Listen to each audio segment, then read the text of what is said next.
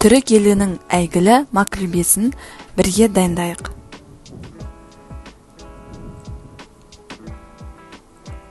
Ең әуелі құрғақ ыдысымызға майсыз, ештеңесіз осылай етімізді турап қуырып аламыз 2-3 минут. Және тұзымызды саламыз. Бір араластырып жеріп, үстіне су құйып, баяу отта бұқтырып қоямыз. Картоп, сәбіз және пиязымызды осындай етіп турап аламыз. Және қызып тұрған сұйық майда екі бетін сарғайтып тұрып қуырып аламыз.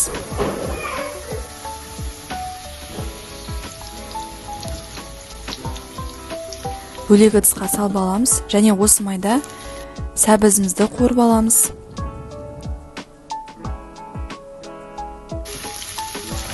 Екі бетін сарғайтып. Және осы сұйық майда күрішімізді де қуырып аламыз. Міндетті түрде араластырып тұруды ұмытпаңыздар. Күрішіміз бір-біріне жабыспай үгітіліп тұру керек. Енді барлығын біріктіреміз. Ең әуелі ыдысымызға пиязымызды саламыз.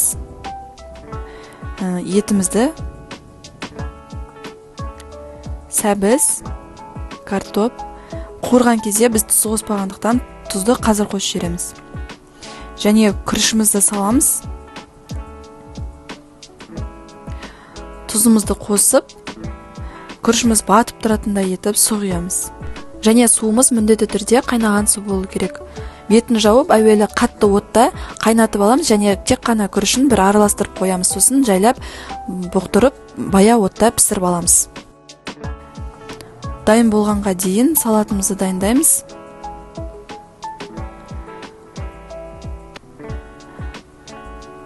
Помидорымызды осылай турап аламыз. Және қиярымызды.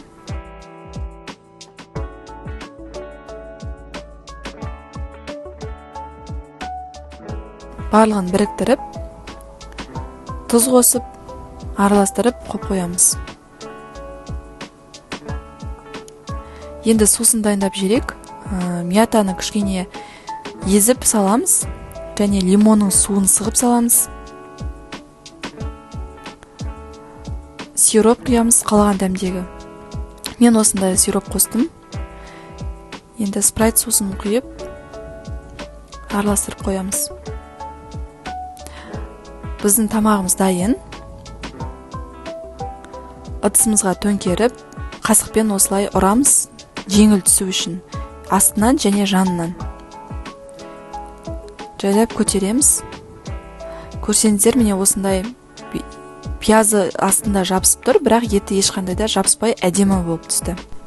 Және салатымызды, егер қаласаңыздар, кукуруз қоссаңыздар болады, және айранды осылай ыдысқа құйып, болмаса тарелкаға құйып ұсынсаңыздар болады. Қалауынша әсемдеп ұсынсаңыздар да болады.